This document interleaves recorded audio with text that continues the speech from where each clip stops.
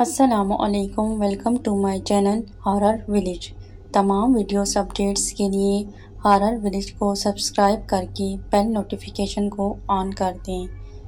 واقعہ یہ تقریباً 1957 کی بات ہے کہ فرانس میں کہیں ایک رہائشی عمارت کی نکڑ میں ترکی کے ایک 50 سالہ بوڑھے آدمی نے چھوٹی سی دکان بنا رکھی تھی۔ ارد گرد کے لوگ اس بوڑھے کو انکل ابراہیم کے نام سے جانتے اور پکارتے تھے۔ انکل ابراہیم کی دکان میں چھوٹی موٹی گھریلو ضروریات کی اشیاء کے علاوہ بچوں کے لیے چاکلیٹس، آئس کریمز اور گولیاں، ٹافیاں وغیرہ دستیاب تھیں۔ اسی عمارت کی ایک منزل پر ایک یہودی خاندان آباد تھا، جن کا ایک 7 سالہ بچہ جاد تھا۔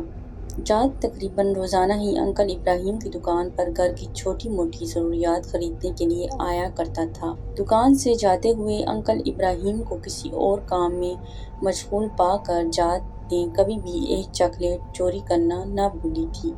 ایک بار جاد دکان سے جاتے ہوئے چاکلیٹ چوری کرنا بھول گیا۔ انکل ابراہیم نے جاد کو پیچھے سے آواز دیتے ہوئے کہا، "جاد، آج چاکلیٹ نہیں اٹھاؤ گے کیا؟" انکل ابراہیم نے یہ بات محبت میں کی تھی یا دوستی سے، مگر جاد کے لیے ایک صدمے سے بڑھ کر تھی۔ جاد آج تک یہی سمجھتا تھا کہ اس کی چوری ایک راز تھی، مگر معاملہ اس کے برعکس تھا۔ جاد نے گڑگڑاتے ہوئے انکل ابراہیم سے کہا کہ اگر آپ مجھے معاف کر دیں گے تو انکل، آئندہ میں کبھی بھی چوری نہیں کروں گا۔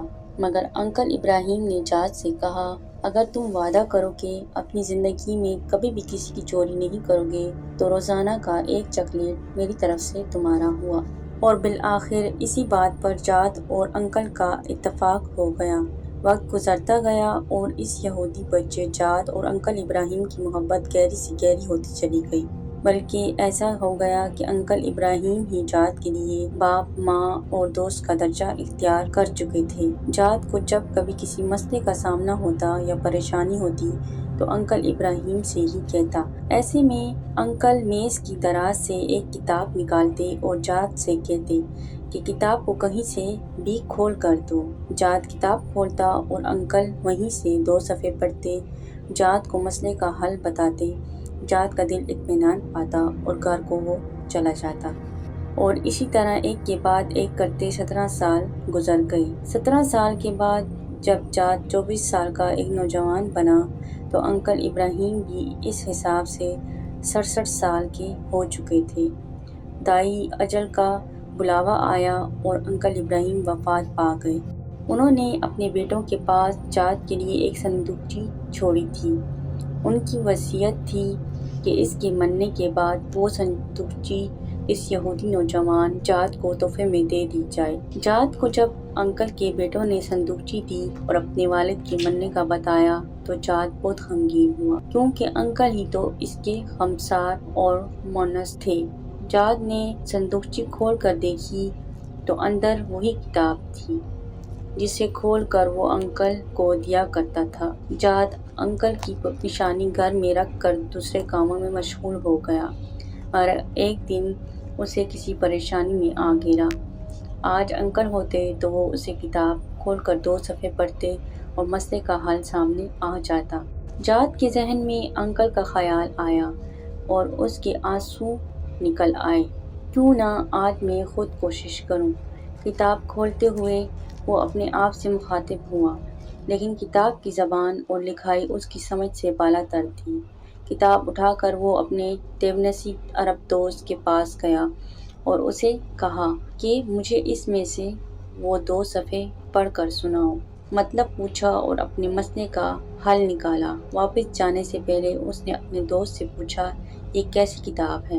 تو اس نے کہا، "یہ ہم مسلمانوں کی کتاب قرآن مجید ہے۔" جاد نے پوچھا، "مسلمان کیسے بنتے ہیں؟" تو اس کے دوست نے کہا، "کلمہ شہادت پڑھتے ہیں اور پھر شریعت پر عمل کرتے ہیں۔" جاد نے کہا، "تو پھر سن لو، میں کہہ رہا ہوں۔" جاد نے کلمہ شہادت پڑھا۔ جاد مسلمان ہو گیا اور اپنے لیے جاد اللہ قرآنی کا نام پسند کیا۔ نام کا اختیار اس کی قرآن سے والہانہ محبت کا کھلا ثبوت تھا۔ جاد اللہ نے قرآن کی تعلیم حاصل کی، دین کو سمجھا اور اس کی تبلیغ شروع کی۔ یورپ میں اس کے ہاتھ پر 6000 سے زیادہ لوگوں نے اسلام قبول کیا۔ ایک دن پرانے کاغذات دیکھتے ہوئے جاد اللہ کو انکل ابراہیم کے دیے ہوئے قرآن میں دنیا کا ایک نقشہ نظر آیا، جس میں براعظم افریقہ کے ارد گرد لکیریں کھینچی ہوئی تھیں اور انکل کے دستخط کیے ہوئے تھے۔ ساتھ میں انکل کے ہاتھ سے ہی یہ آیات کریمہ لکھی ہوئی تھیں کہ اپنے رب کے راستے کی طرف دعوت دو، حکمت اور عمدہ نصیحت کے ساتھ۔ جاد اللہ کو ایسا لگا جیسے یہ انکل کی اس کے لیے وصیت ہو، اور اسی وقت جاد اللہ نے اس وصیت پر عمل کرنے کی ٹھانی، اور ساتھ ہی جاد اللہ نے یورپ کو خیر باد کہہ کر کینیا، سوڈان اور اس کے آس پاس کے ممالک کو اپنا مسکن بنایا۔ دعوت حق کے لیے ہر مشکل اور خطرے والے راستے پر چلنے سے نہ ہچکچایا، اور اللہ تعالیٰ نے اس کے ہاتھوں 60 لاکھ انسانوں کو دین اسلام کی روشنی سے نوازا۔ سن 2003 میں افریقہ میں پائی جانے والی بیماریوں میں گر رہ کر محض 53 سال کی عمر میں اپنے خالق حقیقی کو جا ملے۔ جاد اللہ کی محبت کے ثمرات ان کی وفات کے بعد بھی جاری رہے۔ وفات کے ٹھیک 2 سال بعد ان کی ماں نے 75 سال کی عمر میں اسلام قبول کیا۔ جاد اللہ اکثر یاد کیا کرتے تھے کہ انکل ابراہیم نے اس کے 17 سالوں میں کبھی بھی اسے غیر مسلم محسوس نہیں ہونے دیا، اور نہ ہی کبھی کہا کہ اسلام قبول کر لو، مگر اس کا رویہ ایسا تھا کہ جاد کا اسلام قبول کیے بغیر چارہ نہ تھا۔ آپ کے سامنے اس واقعے کے بیان کرنے کا فقط اتنا مقصد ہے کہ کیا مجھ سمیت ہم میں سے کسی مسلمان کے اخلاق و عادات کردار انکل ابراہیم جیسا ہے کہ کوئی غیر مسلم جاد ہم سے متاثر ہو کر جاد اللہ القرآنی بن کر میرے مذہب اسلام کی اس عمدہ طریقے سے خدمت کر سکے۔ اللہ تعالیٰ مجھ گناہگار سیاہ کار سمیت ہم سب مسلمانان عالم پر اپنا رحم فرمائے اور عین صراط مستقیم پر چلنے کی کامل توفیق بھی عطا فرمائے۔ طالب دعا میاں جاوید۔